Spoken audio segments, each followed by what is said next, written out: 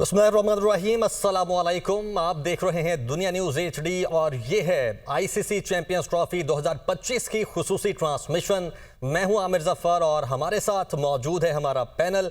किसी भी तारुफ का मोहताज नहीं, सुबह से ही हमारे साथ मौजूद हैं legends of cricket Mohammad Irfan और तौफीक उमर। इसके साथ साथ वैंकूवर कनाडा से हमें ज्वाइन कर रहे हैं डॉक्टर हफीज़ आबान साहब।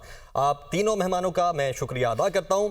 आज का दिन बहुत अहम दिन है। आईसीसी चैंपियंस ट्रॉफी इतनी इंपॉर्टेंट इसलिए है कि 29 साल बाद, तकरीबन 3 दिहाइयों के बाद पाकिस्तान में आईसीसी का कोई भी इवेंट मुनक्किद होने जा रहा है, बल्कि हो चुका है। और आज का ये मैच इंपॉर्टेंट इसलिए है कि पाकिस्तान और न्यूजीलैंड ने इससे पहले ट्राई सीरीज में भी खेला। पाकिस्तान अनफॉर्चुनेटली दोनों मैचेस में हारा, लेकिन आज उम्मीद और तवक्को की जा रही है कि पाकिस्तान ये मैच जीतेगा, क्योंकि ये मैच जीतना पाकिस्तान के लिए इंतहाई अहम है। अगर पाकिस्तान ने आगे सेमीफाइनल और फाइनल के लिए क्वालिफाई करना है तो आज का मैच भी डिसीजिव होगा। तो जनाब, अभी तक जो मैच के फिगर्स हैं वो मैं सबसे पहले आपके साथ शेयर कर लेता हूं और उसके बाद हम अपने पैनलिस्ट की जानिब बढ़ेंगे। तो अभी तक विल यंग ने 107 रन बनाए हैं, टोटल 204 रन हो चुके हैं, 4 खिलाड़ी आउट हैं और 39.3 ओवर्स का खेल मुकम्मल हो चुका है। विल यंग जिन्होंने सेंचुरी स्कोर की है, 107 रन किए, 113 गेंदें उन्होंने खेली और 96.69 के स्ट्राइक के साथ खेले हैं। इसके बाद डेवन कॉनवे वो 10 रन बनाकर आउट हुए। केन विलियमसन सिर्फ 1 रन बना सके और आउट हुए, उन्होंने सिर्फ 2 गेंदें खेली। डेरल मिचेल उन्होंने 10 रन किए, 24 गेंदें खेली और 41 का उनका स्ट्राइक रेट था। टॉम लैथम जो कि 66 रन बनाकर अभी भी क्रीज पर मौजूद हैं, 76 गेंदें उन्होंने खेली हैं, 86 का स्ट्राइक रेट है जिसके साथ खेल रहे हैं। और ग्लेन फिलिप्स ये अभी क्रीज पर मौजूद हैं, 2 रन इन्होंने अभी स्कोर कर लिए। और अगर पाकिस्तानी बैटिंग लाइन की बात कर ले तो शाहीन शाह अफरीदी अभी तक इन्होंने 10 में से 8 ओवर्स करवा लिए हैं, 2 विकेटें हासिल की हैं और 51 रन इनको पड़े हैं, यानी कि जो इनकी इकॉनमी है वो ऑलमोस्ट 6 की बनती है। नसीम शाह ने अभी तक 8 ओवर करवा लिए हैं, इनका 9वां ओवर ये चल रहा है और नसीम शाह ने 2 खिलाड़ी आउट किए हैं। अब्रार अहमद ने 8 ओवर करवा लिए हैं, 1 खिलाड़ी अब्रार अहमद ने आउट किया है। हारिस रऊफ ने भी 1 खिलाड़ी आउट किया है और 7 ओवर हारिस रऊफ ने करवा लिए हैं। खुशदिल शाह ने 5 ओवर अभी तक करवाए हैं, लेकिन खुशदिल शाह कोई विकेट अभी तक नहीं ले पाए हैं। और सलमान अली आगा 3 ओवर जिन्होंने करवा लिए हैं और इनको जो इकॉनमी है वो इनकी 5 की है। अभी तक 3 ओवर्स में इन्होंने 15 स्कोर दिए हैं। तो इस वक्त ये सारी सिचुएशन है, 205 पे 4 खिलाड़ी आउट हैं। तो मैं अपने पैनलिस्ट की जानिब बढ़ता हूं। इरफान, सबसे पहले आपकी जानिब आता हूं। अभी जो हम मैच देख रहे थे उसमें भी हम लोग डिस्कशन कर रहे थे, लेकिन सबसे पहले मुझे ये बताइए कि हमने आज जो फैसला किया कि हमने टॉस जीतने के बाद बॉलिंग करनी है, सबसे पहले तो ये बताइए कि वो फैसला अभी तक हमें लग रहा है कि हमारे हक में है, और दूसरा जो पिच है वो क्या बिहेव कर रही है? नहीं, अगर देखा जाए तो जो हमने टॉस जीत के फैसला किया था बॉलिंग का, तो अभी तक तो बहुत अच्छा जो बॉलर्स हैं उन्होंने रन को कंटेन किया हुआ, लेकिन थोड़ा है कि 1-2 विकेट और होते तो थोड़ा और प्रेशर होता। तो लेकिन अभी तक बॉलिंग शाहीन ने बड़ी अच्छी की है, उसको विकेट नहीं भी मिला तो उसने अपनी जो है डॉट बॉल और इकॉनमी को वहाँ पे रखा है। 4.75 की इकॉनमी। जी, बहुत अच्छी बॉलिंग कर रहे हैं। मेन बीच में जैसे 5-6 ओवर के बाद इब्रार आया था, उसने आके ब्रेक तो दिया था, वो भी पाकिस्तान टीम के लिए अच्छा रहा। अभी तक जो चेंजिंग हो रही है अच्छी हो रही है। बीच में आके एक पार्टनरशिप लगी है दोनों बैट्समैनों की, तो उसमें अभी उनका जो मेन बैट्समैन जो 100 करके आउट हुआ, तो के बाद अभी जो लास्ट के 10 ओवर है वो हमारे लिए बहुत अहम होंगे। हमें इनको जो है न्यूजीलैंड की टीम को 270, 75, 270 तक रोकना पड़ेगा, क्योंकि इससे ज़्यादा थोड़ी रहे तो फिर मुश्किल हो सकती है। जिस तरह की विकेट खेल रही है, आपने देखा होगा कि जो बॉल जिसकी पूरी सीम हिट होती है वो थोड़ा एक्स्ट्रा बाउंस मिलता है उसको, और जो थोड़ी वो कहता है जो लेदर जहाँ पे होता है वो होता है, तो वहाँ से बॉल स्किट होके तो नीचे रहता है, तो वो बैट्समैन के लिए थोड़ी मुश्किल है। इससे पहले जो दोनों बैट्समैन सेट खड़े तो उनके लिए इजी था, लेकिन जैसे ही ये नया बैट्समैन है आपने देखा होगा उसके लिए थोड़ी मुश्किल हो रही है, स्ट्रगल कर रहे हैं। तो अभी थोड़ा और पाकिस्तान टीम को इसको और हार्ड बॉलिंग करनी पड़ेगी। इनको जितना कम से कम टोटल पे रोकेंगे, इसके बाद हमारे लिए चेस करना आसान होगा। ठीक, तौफीक, आप अभी तक जो मैच हो चुका है उस पर आपके ओपनिंग कमेंट्स क्या हैं? और ख़ासतौर पर जो हम बात कर रहे थे कि शाम के वक्त में कराची का जो स्टेडियम है उसमें मॉइस्चर होगा, हमें ब्रेक मिलेगा, सो वो दिखाई दे रहा है हमें? देखें, अभी तक जो है हमारे बॉलर्स ने, मैं समझता हूँ, बहुत ज़बरदस्त बॉलिंग की है।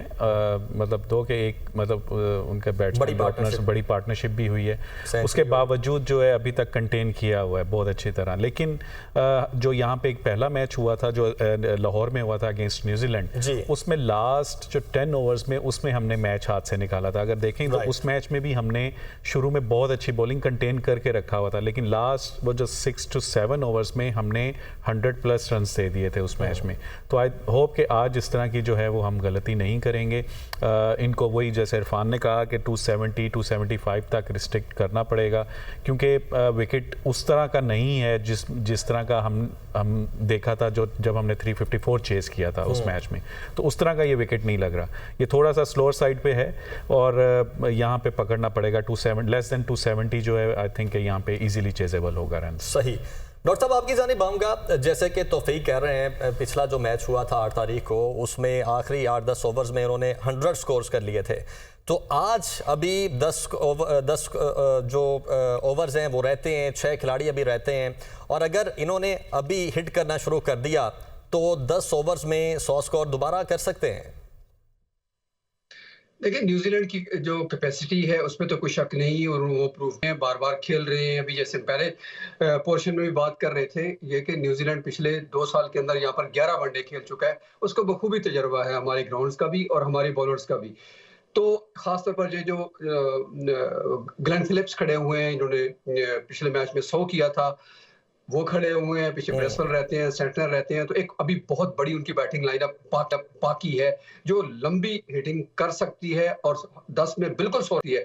अब डिपेंड करता है कि पाकिस्तान, अगर वो जो जैसे तौफीक भाई बात कर रहे हैं कि वो थोड़ा स्लो साइड पे पिच है, तो उस पिच का अगर फायदा उठाएगी हमारी बॉलिंग तो लेट्स सी, देखते हैं क्या होता है। लेकिन जो बज़ाहिर सूरत हाल नजर आ रही है मुझे, तो इस वक्त ये न्यूजीलैंड की तरफ मैच टिल्ट करता हुआ नजर आ रहा है, क्योंकि पाकिस्तान थोड़ा पीछे रह गया। जहां 3 विकेट्स लिए गए थे वहां पर अगर एक आध विकेट और निकलती तो कुछ प्रेशर और बिल्ड हो जाता 100 के अंडर 100, जो कि नहीं हो सका। और विल यंग को थोड़ा सा पाकिस्तान ने शायद अंडर एस्टिमेट कर लिया, इसको भूलना नहीं चाहिए। मेरी आज ही बल्कि ये ब्रेक के अंदर जो दरमियान में वक्फा था तो मेरी बात हो रही थी विल यंग के जो कोच हैं, अंडर 19 के कोच, उनसे भी मेरी बात हुई। उन्होंने कहा कि यार जहन में रखिएगा कि विल यंग ने किस बंदे को रिप्लेस किया है। उसने मार्टिन गप्टिल को रिप्लेस किया है और काफी अरसे से वो टीम के साथ है। कभी वो परफॉर्म नहीं भी करता, लेकिन जिस दिन परफॉर्म कर गया ना, उसने देखिएगा वो बिल्कुल मैच को वन साइडेड कर देगा। अभी देखिएगा इस मुश्किल वक्त में उसने रन बॉल खेला है, 100 रन उसने किए हैं तकरीबन 100 बॉलों के आसपास ही, 93+ के स्ट्राइक रेट के साथ। तो ये एक बहुत ही खुश आयद है उनके लिए। बाकी रह गए ये दोनों बंदे जो इस वक्त क्रीज पर मौजूद हैं, तो उन्होंने तो ऑलरेडी 100 करके दिखा चुके हैं हमें, यानी कि ग्लेन फिलिप्स, और साथ वो बॉल के साथ भी करते हैं। लेकिन जो पाकिस्तान को एडवांटेज होगा लेटर ऑन, स्कोर तो बिल्कुल सही फरमाया दोनों इरफान भाई ने भी और तौफीक भाई ने भी कि 270 275 से ऊपर रिगार्डलेस ऑफ पिच पाकिस्तान के वैसे हाथ पांव फूल जाते हैं कि वो इतना बड़ा टारगेट अचीव करने के लिए काफी मुश्किल उसको पेश आती है। लेकिन जो एडवांटेज पाकिस्तान को होगा वो सिर्फ 10 ओवर पहले जो है ना, उसमें पाकिस्तान को थोड़ा ध्यान करना पड़ेगा। बड़ी शॉट्स के लिए मत जाएं, क्योंकि मैच को डीप लेके जाएंगे तो जीतेंगे। उस जानिब मैं बाद में आता हूं कि हमारी बैटिंग लाइन की जो स्ट्रेटजी है वो क्या होनी चाहिए। लेकिन अभी आपने जिस तरह से विल यंग की बात की कि शायद हमने उसको अंडर एस्टिमेट कर लिया, वो शायद इसलिए भी कर लिया जो 8 फेब को मैच हुआ, विल ने सिर्फ 4 रन बनाए थे, 4 गेंदें खेली, और जो फिर 14 फेब को मैच हुआ उसमें 5 रन बनाए 7 गेंदें खेलकर। तो शायद एक ये रीज़न है हमने उसको अंडर एस्टिमेट कर लिया कि कोई नहीं, हमने पहले 2 मैचेस में भी बहुत जल्दी इसको आउट कर दिया और इस दफा भी हमें कोई खतरा नहीं है।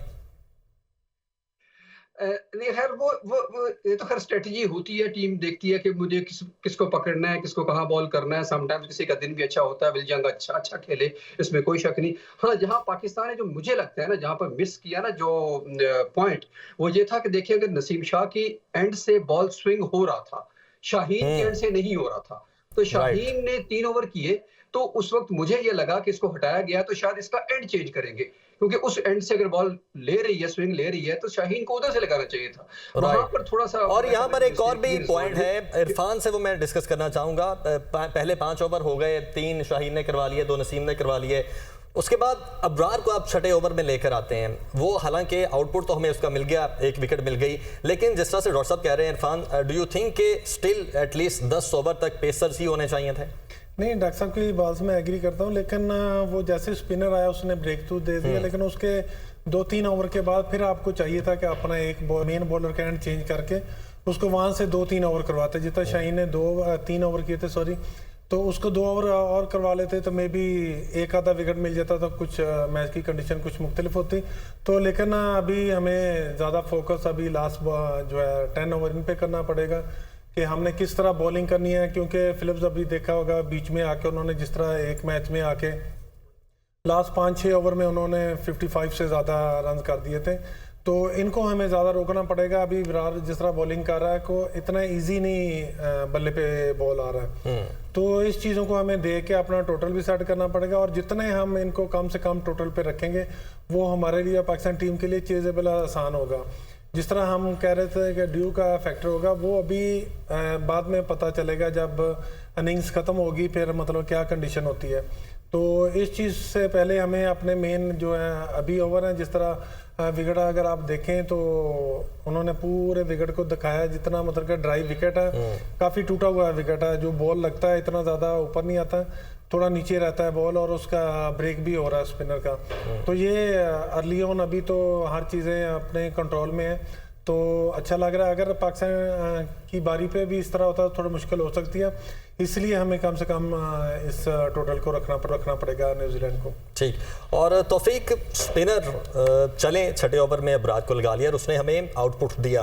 अभी इस वक्त जो अबरार की इकोनॉमी है वो बहुत आउटस्टैंडिंग है, 3.44 की इकोनॉमी है, 9 ओवर करवा लिए हैं। फिर यहाँ पर एक क्वेश्चन ये बनता है कि अगर आपको स्पिनर एज दे सकते थे तो कंप्लीट स्पिनर एक और क्यों नहीं ऐड किया गया? क्योंकि अगर हम कम्बिनेशन की बात करें तो उसमें 3 पेसर्स और 2 स्पिनर्स होते हैं, लेकिन हमने एक स्पिनर पर रिलाई किया है, बाकी पार्ट टाइम स्पिनर्स हैं। देखें, बिल्कुल ये पहले भी जो सेगमेंट में हम यही बात कर रहे थे कि एक स्पिनर और रेगुलर स्पिनर आपके पास एक ज़रूर होना चाहिए था, क्योंकि ये कंडीशंस ऐसी हैं। देखें यहाँ पे अगर आप पाकिस्तान में कराची में स्पेशली जो है बहुत आजकल गर्मी है, तो ड्राई कंडीशन है, वहाँ पे आपको स्पिनर का बॉल स्पिन होगा, ठीक है। तो उसमें आपको सब जितनी भी टीम्स हैं मोस्टली आप देखें, अगर आप उठा के इंडिया की टीम्स देख लें या दूसरी, उनके पास रेगुलर स्पिनर हैं 2, और इब्रार भी जो है वो इतना लंबा, उसके पास कोई वास्ट एक्सपीरियंस नहीं है पीछे, अगर आप उसके देखें तो इतने ज़्यादा मैचेस नहीं हैं, तो एटलीस्ट आपके पास एक फॉर्म है, तो इसलिए और बिल्कुल। और आज जो मतलब चेंज किया रिजवान ने, पहले ही मतलब 6 ओवर में लेके आए उसको, आई थिंक वो उसका, क्योंकि न्यूजीलैंडर्स जो हैं वो अगेंस्ट स्पिनर्स जो हैं, स्पेशली जो ओपनर्स हैं, वो थोड़ा सा स्ट्रगल करते हैं। तो आई थिंक ये एक बहुत अच्छा डिसीजन था कि उसको अबरार को अर्ली ऑन लेके आए और उसने ब्रेक थ्रू भी दिलवाया।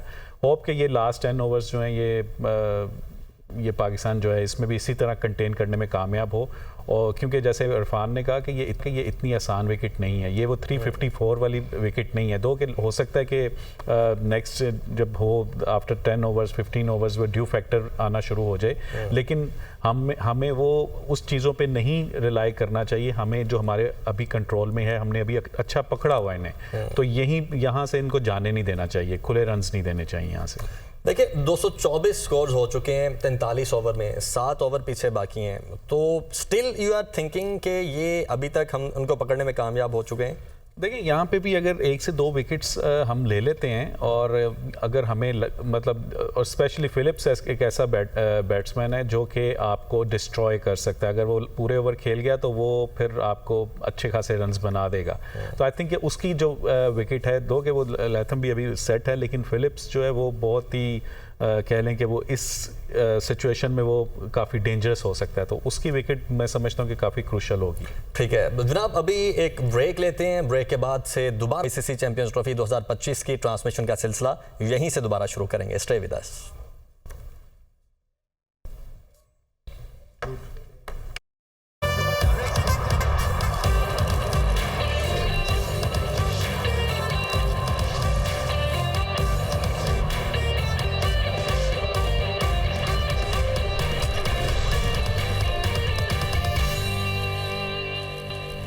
स्टूडियोज में एक बार फिर से आपको खुशामदीद कहते हैं। जनाब, इस वक्त जो मैच है वो सनसनीखेज मरहले में इस तरह से दाखिल हो चुका है कि पाकिस्तानी बॉलर्स को अब मार पड़ना शुरू हो चुकी है। इस वक्त जो स्कोर बोर्ड पर रन हमें दिखाई दे रहे हैं वो 254 हैं 4 विकेटों के नुकसान पर, और तकरीबन 45 ओवर हो चुके हैं। अभी पीछे 5 ओवर्स का खेल बाकी है और डेंजरस इसलिए है कि अगर मजीद 50, 60, 70 रन जोड़ लिए न्यूजीलैंड ने और 300 प्लस ये टारगेट हो गया तो पाकिस्तान के लिए चेस करना अच्छा खासा मुश्किल हो जाएगा। इस वक्त क्रीज पर मौजूद हैं टॉम लैथम और ग्लेन फिलिप्स। लैथम के 88 स्कोर हो चुके हैं, 88 गेंदों पर 100 का स्ट्राइक रेट है, और ग्लेन फिलिप्स ने 32 रन कर लिए हैं 26 गेंदों पर और 123.07 के स्ट्राइक रेट से खेल रहे हैं। इस वक्त इनकी बैटिंग किस तरह से हो रही है और आने वाले 5 ओवर्स में ये दोनों प्लेयर्स क्या कर सकते हैं, उससे पहले जो पिछले 2 मैचेस के स्टैट्स हैं वो मैं आपके साथ शेयर कर देता हूं। 8 फेब के मैच की अगर बात की जाए ट्राई सीरीज में, तो टॉम लैथम ने उस मैच में तो कोई स्कोर नहीं किया था, लेकिन जो उसके बाद मैच हुआ 14 फेब को फाइनल, उसमें उन्होंने सेंचुरी जड़ी थी और उन्होंने उसमें मैच में 106 स्कोर किया। ग्लेन फिलिप्स की बात की जाए तो ग्लेन फिलिप्स ने दूसरे मैच में 20 और 106 स्कोर उन्होंने किया था 8 फेब वाले मैच में। तो दोनों प्लेयर्स पिछले एक मैच में बहुत अच्छा टारगेट अचीव कर चुके हैं। तो आज अभी टॉम लैथम 88 कर चुके हैं और ग्लेन फिलिप्स 32 रन कर चुके हैं।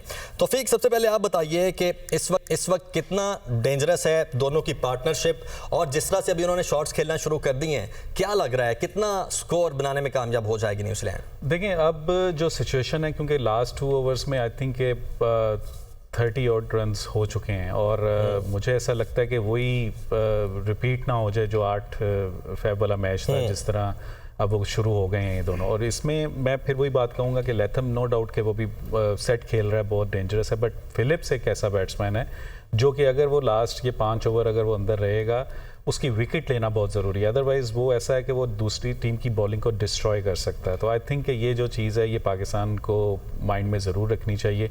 और डेप्थ बॉलिंग में जो है वो पाकिस्तान में मैं देख रहा हूँ कि काफ़ी पाकिस्तान की बॉलिंग जो है पिछले मैचेस में स्ट्रगल कर रही है।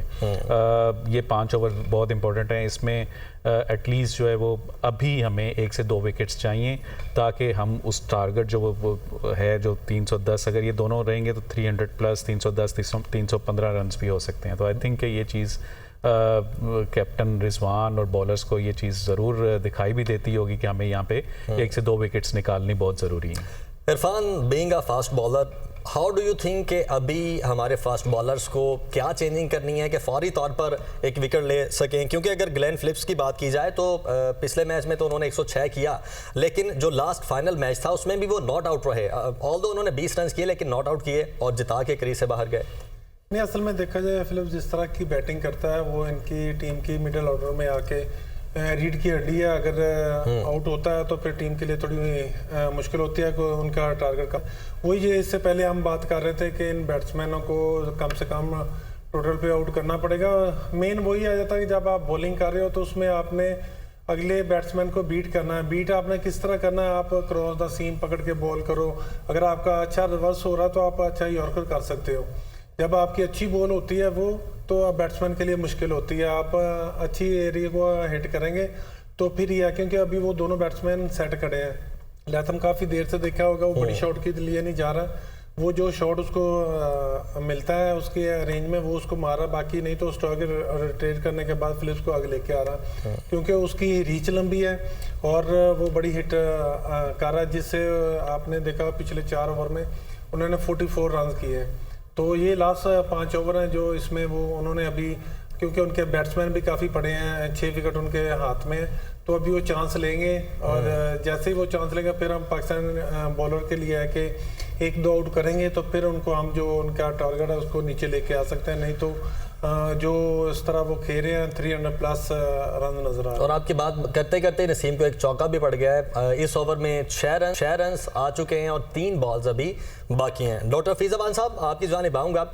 नॉर्मली हम ये कंसिडर करते हैं कि 15 से लेके 35 ओवर्स तक ये जो 20 ओवर्स का खेल है, इसमें जो प्लेयर्स खड़े हों वो बहुत ही अक्लमंदी का मुजाहरा करें तो हम एक उसको स्ट्रॉन्ग टीम समझते हैं। इस टीम में हम ये देख रहे हैं कि इससे पहले जो पार्टनरशिप लगी वो भी आउटस्टैंडिंग थी, और अब जब आखिरी 5 ओवर चल रहे हैं तो ये दोनों खिलाड़ी पहले बहुत अच्छे से नॉर्मल पेस पे खेल और अब इन्होंने फिर रन्स करना शुरू कर दिए हैं, मारना शुरू कर दिया है।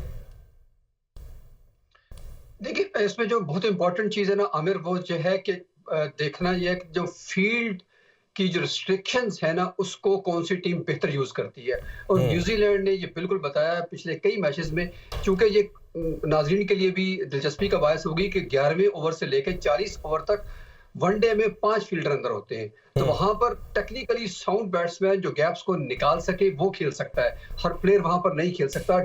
जो रोटेशन है, जब शुरू में भी जो तौफीक भाई ने बात की थी कि स्ट्राइक को रोटेट करना, that is much more important. और खासतौर पर जिस वक्त न्यूजीलैंड 3 विकेट्स के डाउन में था, तो उस वक्त उनके लिए इंपॉर्टेंट यही था कि वो 3-4-5 3-4 या 5 रन लेते रहे और स्ट्राइक को रोटेट करते रहे, जो कि उन्होंने बखूबी किया, विकेट मजीद ना करने दे और मैच को डीप लेके जाए। एग्जैक्टली उनका जो प्लान था उस पर वो वर्कआउट भी किया और शायद पाकिस्तान भी उनके ट्रैप में आ गया कि हम कंटेन कर रहे हैं। जो अभी 2 मिनट पहले भी ब्रेक से पहले बात हो रही थी कि पाकिस्तान अच्छे मोराल पे है, पाकिस्तान ने उनको कंटेन कर लिया, रोक लिया। तो मैं बिल्कुल भी उस वक्त नहीं सोच रहा था, मेरा ख्याल था कि न्यूजीलैंड की तरफ मैच जा रहा है कि आप 6 विकेट्स को क्यों भूल रहे हैं, और 6 विकेट्स में 2 प्रॉपर बैट्समैन, उनके अभी 3 बैट्समैन पीछे बैठे हुए हैं। तो जहां पर मुझे तो क्लियरली 310-315 का स्कोर नजर आ रहा है। अब यहाँ कोई मुआवजा हो जाए तो वो अलग बात है, लेकिन अगर यहाँ पर विकेट्स 2 गिर भी जाती है तो वो 310 अगर नहीं होगा तो 305 पे आ जाएगा। 5 से 10 रन से ज्यादा पाकिस्तान इससे ज्यादा गैप को कम नहीं कर सकता। और बाकी रही बात कि आगे चल के इसको, इस टारगेट को किस तरह अचीव करना होगा, उसके लिए भी जो अभी बात कर रहे थे थोड़ी देर पहले हम, कि शुरू के 10-15 ओवर्स में ये जरूरत पेश आएगी कि ऊपर के 2 बॉलर्स हैं, उनका मैं खास तौर पर जिक्र करना चाहूंगा न्यूजीलैंड के दोनों बॉलर्स का, नेथन स्मिथ का जो न्यू है कंपैरेटिवली, वैसे 27 साल के हैं। उनके कोच से भी मेरी जो बात हुई थी वो यही बता रहे थे कि वो बहुत डेंजरस है, क्योंकि वो दोनों तरफ बॉल को शेप करता है और स्विंग करता है, तो सो वो डेंजरस है ही है। और विलो रोड, जिसको यहाँ से विलो रोड को जो अपने ऑकलैंड से चांस नहीं मिला था, वो पढ़ने के लिए कैंटरबरी चले गए और कैंटरबरी जाकर उन्होंने क्रिकेट खेलना शुरू कर दिया और वहीं से वो सिलेक्ट हो गए। तो कोच भी जो कि कैंटरबरी से, इसीलिए लेथम भी खेल रहे हैं टीम में कि कैंटरबरी की थोड़ा ऑफ कोर्स थोड़ी सी जाती नापसंद होती है। और मार्क चैपमैन जो कि उनके प्रॉपर बैट्समैन है, वो इस वक्त बाहर बैठे हुए हैं, वो इस तरह की सिचुएशन को बहुत अच्छा यूटिलाइज करते हैं। लेकिन इस वक्त तुम्हारा टॉम लेथम ने चूंकि परफॉर्म कर दिया, तो मार्क चैपमैन का वैसे ही फिलहाल तो पता कट चुका है, क्योंकि लगातार बैक टू बैक अब इसमें भी अगर सेंचुरी करने में कामयाब होते हैं तो वो प्लस चढ़ा जाएगा। जो आउट ऑफ फॉर्म बैट्समैन था किसी हद तक, लेथम जो स्लो खेलता था वो भी मुकम्मल फॉर्म में आ गया और वो रन बॉल पे खेल रहा है। तो मुझे नहीं लगता कि 300 से कम स्कोर किसी भी सूरत में होगा। और 300 का स्कोर चेज करने के लिए पाकिस्तान को, अगेन मैं कहूंगा, 10, 12, 15 ओवर वेट करना पड़ेगा। उस फील्ड रेस्ट्रिक्शन के अंदर आने के बाद पाकिस्तान अगर ऊपर से गया कि हम 50-60 रन तेजी से करें और टारगेट को नीचे लेके आए, तो that will be a mistake ना। और अगर 1-2 विकेट्स गिर जाती हैं इसी चक्कर में तो प्रेशर ऑब्वियसली बिल्ड होगा। अच्छा डॉक्टर साहब, एक फिगर दें, एक लंबी नहीं खेलना पड़ेगी। ठीक, अच्छा एक फिगर दें कि अभी तकरीबन 3 ओवर रहते हैं इनके, 47वां ओवर चल रहा है और शाहीन इस वक्त ओवर करवा रहे हैं। 269 पे 4 खिलाड़ी आउट हैं। एक फिगर दें कि 50 के बाद इनका इतना स्कोर होगा। तीनों एनालिस्ट जो हैं उनसे मैं एक फिगर लेना चाह रहा हूं पहले। अच्छा, मेरे से पूछ रहे हैं तो मैंने तो 300 का कह दिया, 300 प्लस है स्कोर। इसमें 3 ओवर्स में आराम से 30 प्लस रन आराम से लगेंगे। ठीक, इरफान आप एक फिगर दें। 310 और तौफीक आप? अब मुझे यहाँ से लग रहा है जी 315। अच्छा जी, हमारे जो तीनों एनालिस्ट हैं वो तो यही कह रहे हैं 300 प्लस, यानी कि 310, 15 या 5 यहाँ तक स्कोर रेंज होगी। अच्छा तौफीक, अगर यहाँ तक स्कोर रेंज होती है तो हमें कितना स्ट्रगल करना पड़ेगा 300 प्लस को चेस करने के लिए? देखें, 300 प्लस जब आप चेस करते हैं तो सबसे इम्पोर्टेंट चीज़ जो होती है वो आपका स्टार्ट है। ठीक है, आपके ऊपर के जो टॉप के 3 बैटर हैं उनमें से एक को लंबी इनिंग्स खेलनी पड़ती है। वो अगर जब तक आपका वो लो भी करना है तो वो बड़ा वाला 100 करना है। ठीक है, और उसमें आपकी वही बात आ जाती है कि अगर पहले 3 बैटर में से 2 बड़ा स्कोर करते हैं तो फिर आप 300 प्लस जो है, जैसे लास्ट मैच में अगर आपने देखा कि हमारे इवन 3 बैट्समैन आउट भी हो गए थे, लेकिन उसके बावजूद जो है जिस तरह से सलमान अली आगा ने और रिजवान ने जिस तरह से खेले हैं, उनके सबसे जो बेस्ट पार्ट था वो ये था कि वो, जैसे हमने पहले भी बात की थी, कि वो स्ट्राइक रोटेशन उनकी बहुत अच्छी थी। जहां एक आध बाउंड्री मिलती थी और वो ओवर ऐसा नहीं होता था कि वो फिर 6 या 7 पे खत्म होता था, वो ओवर 8-9 पे खत्म होता था, बिकॉज हम उसके एक बाउंड्री के साथ अपनी स्ट्राइक रोटेशन भी कर रहे थे, सिंगल डबल भी ले रहे थे। इसी दौरान हम देख रहे हैं कि लैथम की सेंचुरी भी हो चुकी है। जी बिल्कुल, लैथम देखें उसने run up ball almost 95 balls पे जो है उसने 100 किया है, लेकिन मैं अभी स्टिल मैं कहूँगा कि लैथम इस कंडीशन में, लैथम तो है ही ऐसा, लेकिन इस लैथम से ज़्यादा जो मुझे डेंजरस प्लेयर है इस कंडीशन में या इस सिचुएशन में वो फिलिप्स है, क्योंकि वो ऐसा है कि अगर वो पूरे ओवर खेल जाएगा तो ये 315-20 रन 320 रन इनके लिए मुश्किल नहीं है कि ये बना जाएंगे। और अगर हम चेज की बात कर रहे हैं तो फ़खर जमान अभी इंजर्ड होके बाहर गए हुए हैं फील्ड से, तो अभी तो वो भी हमें नहीं पता कि वो वापस आकर खेलेंगे या नहीं खेलेंगे। देखें, अगर फ़खर नहीं आता तो ये तो पाकिस्तान के लिए एक बहुत ही बहुत बड़ा ड्रॉबैक आप कह सकते हैं कि क्योंकि वो एक ऐसा बैटर है कि अगर वो और हमारे पास इस वक्त ओपनर भी तो एक ही है जो जेन्युइन ओपनर है। बाबर को तो फिलहाल हम ओपनिंग जोड़ी के तौर पर इस्तेमाल कर रहे हैं। जनाब, अभी एक ब्रेक लेने के बाद ICC चैंपियंस ट्रॉफी 2025 का सिलसिला यहीं से दोबारा शुरू करेंगे। स्टे विद अस।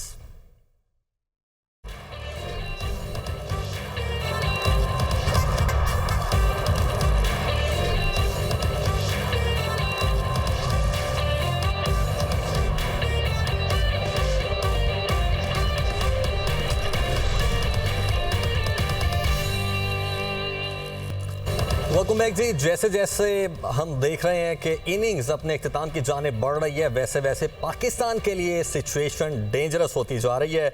290 इस वक्त रन्स हो चुके हैं, 4 खिलाड़ी आउट हैं, 47.2 ओवर्स, यानी कि अभी तक 16 गेंदें बाकी हैं। और टॉम लैथम की सेंचुरी हो चुकी है 106 रन्स। गिलेन फिलिप्स 48 रन्स बना चुके हैं। गिलेन फिलिप्स ने 8 फेब वाले मैच में 106 रन्स बनाए थे, तब भी इनकी सेंचुरी थी।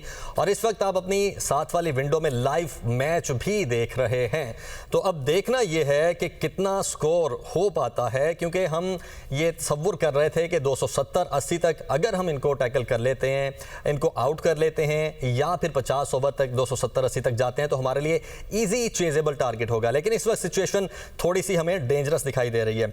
तो फिर आपने वैसे फिगर तो दी हुई है पहले 315 की, लेकिन इस वक्त जो सिचुएशन है 16 तकरीबन 15 गेंदें अभी भी बाकी हैं, और 15 गेंदों पे 15 या 20 रन बनेगा तो फिर 315 जाता है। लेकिन जो सिचुएशन लग रही है वो ये है कि 330 के राउंड ये जा सकती है न्यूजीलैंड की टीम। बिल्कुल, देखें ये दोनों अभी ऑलमोस्ट 100 की इनकी भी पार्टनरशिप हो चुकी है, कंफर्म हो चुकी है। और इन्होंने जिस तरह से देखें, फिलिप्स मैंने पहले कहा था कि ये जो है ये ऐसा बैटर है कि ये किसी भी टीम की जो बॉलिंग है उसको वो डिस्ट्रॉय कर सकता है, से ज़्यादा खतरनाक है। और दूसरा देखें, आई डोंट नो कि लास्ट मैच में भी शाहीन जो है वो जो जितनी भी डेप्थ बॉलिंग है उसमें स्ट्रगल कर रहे थे, तो इस मैच में आई थिंक कि अगर वो स्ट्रगल कर रहा है तो आप नसीम से करवा सकते हैं, नसीम और हारिस रऊफ को करवा सकते थे डेप्थ बॉलिंग में।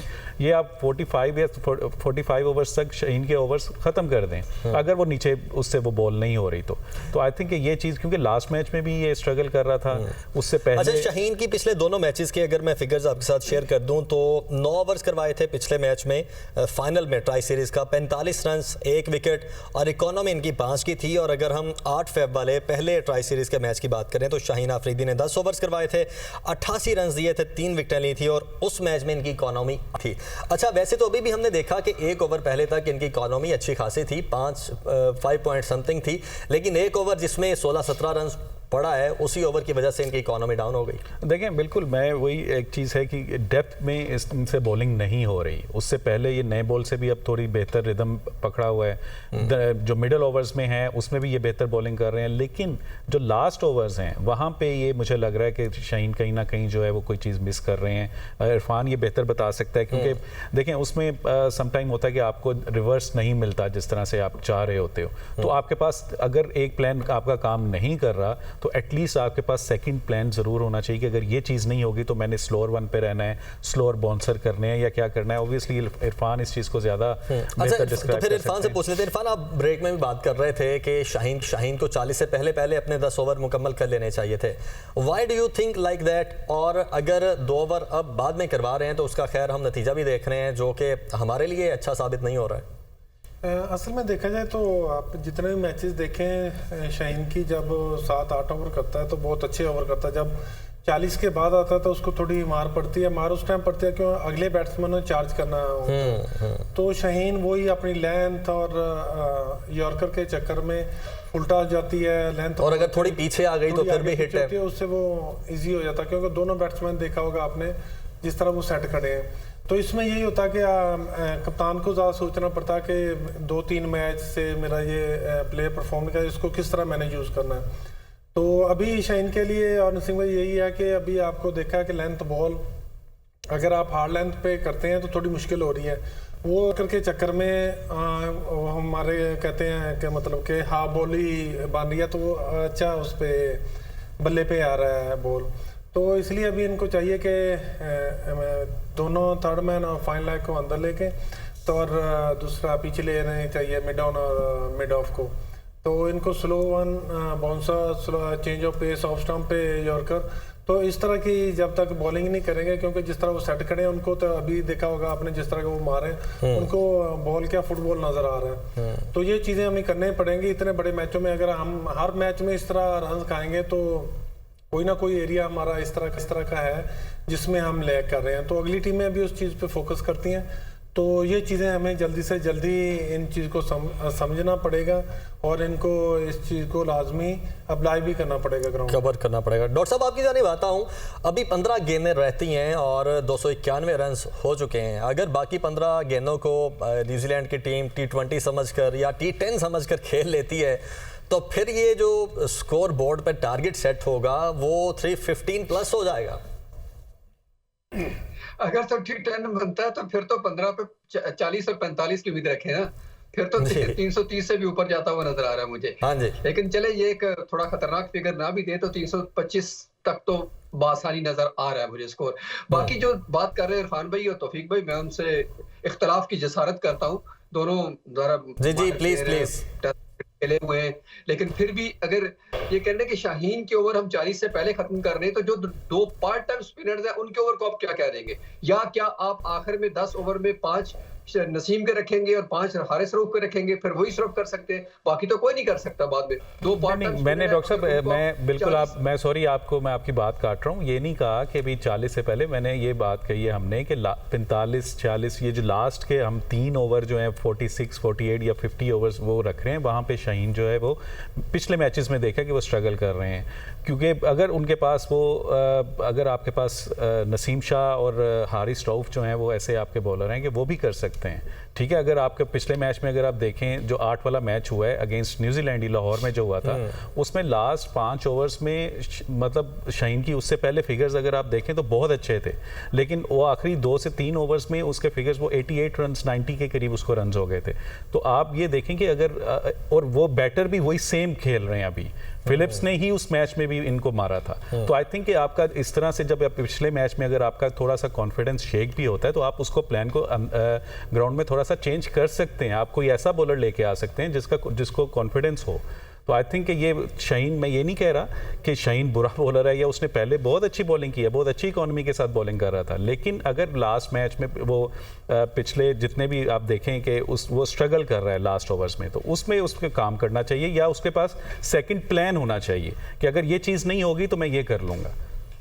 You can respond now. Taufiq भाई जो भी जी जो आपने बात अभी की ना तौफीक भाई, दैट इज मोर इम्पोर्टेंट कि उसको खुद काम करना चाहिए। वो हमारा प्रीमियर बॉलर है, अगर उस पर हम कॉन्फिडेंस शो नहीं करेंगे या अगर एक दफा वो पिट भी गया दूसरी दफा उसको बॉल नहीं देंगे तो इसका मतलब है कि हम कप्तान खुद अपने बॉलर्स पर एतमाद नहीं कर रहा। बात आपकी बिल्कुल ठीक है, वजन है उसमें कोई शक नहीं कि अगर वो नहीं वहां पर स्ट्रगल कर रहा है, फ्रस्ट्रेट हो रहा है या स्लोअर वन नहीं लग रहे उससे, या जो भी वो यॉर्कर के चक्कर में लो फुल टॉस कर रहा है या कुछ भी जो कर रहा है वर्कआउट नहीं कर रहा, तो आप प्लान बी लेके आए, ये कप्तान का मसला है। लेकिन इसके साथ साथ मैं शाहीन अफरीदी से ये उम्मीद करता हूं कि वो जिस लेवल के बॉलर हैं या जितना उनका नाम है, उनको खुद से अपने आप से ये बात करके सीखना चाहिए और एग्जीक्यूट करना चाहिए कि सिर्फ कैप्टन की ही नहीं मर्जी या उसकी के मुताबिक नहीं आपने चलना, बल्कि आपको खुद पता होना चाहिए कि मुझे लास्ट टाइम अगर मार पड़ी थी और इसी बैटर से पड़ी थी तो मुझे अब कहाँ चेंज ऑफ पेस करनी है, जो भी करना है it's your headache not my headache. बाकी रही बात के सर यहाँ हम बेसिकली क्लियरली मिस कर रहे हैं, एक बॉलर को मिस कर रहे हैं। जिस तरह के भी डॉक्टर साहब आप बात कर रहे हैं तो साथ ही फिलिप्स की 50 भी हो चुकी है और शाहीन इस वक्त सेकंड लास्ट ओवर करवा रहा है और अब देखते हैं कि शाहीन इस ओवर में स्कोर खाता है या फिर बचा पाता है खुद को, और अगर तो स्कोर मजीद पड़ गया तो फिर इसका मतलब यह है कि तौफीक भाई और इनकी इरफान भाई की बात तो बिल्कुल सच साबित हो जाएगी कि 40 से पहले उनको चाहिए था कि अपने ओवर्स कंप्लीट कर लेते। और जनाब इस वक्त जो सिचुएशन चल रही है वो 295 पे 4 खिलाड़ी आउट हैं, 48.1 ओवर्स हो चुके हैं, तकरीबन 10 से 11 बॉल्स रहती हैं और देखना है कि कितना स्कोर हो सकता है। स्कोर बोर्ड पे न्यूजीलैंड की टीम कितना टारगेट सेट कर पाती है और फिर उसके बाद जो बैटिंग लाइन हमारी है वो किस तरह से परफॉर्म करेगी, उसको किस तरह से किस स्ट्रेटेजी से ग्राउंड में आना चाहिए, उस पर बात करेंगे, लेकिन एक ब्रेक के बाद स्टे विद अस।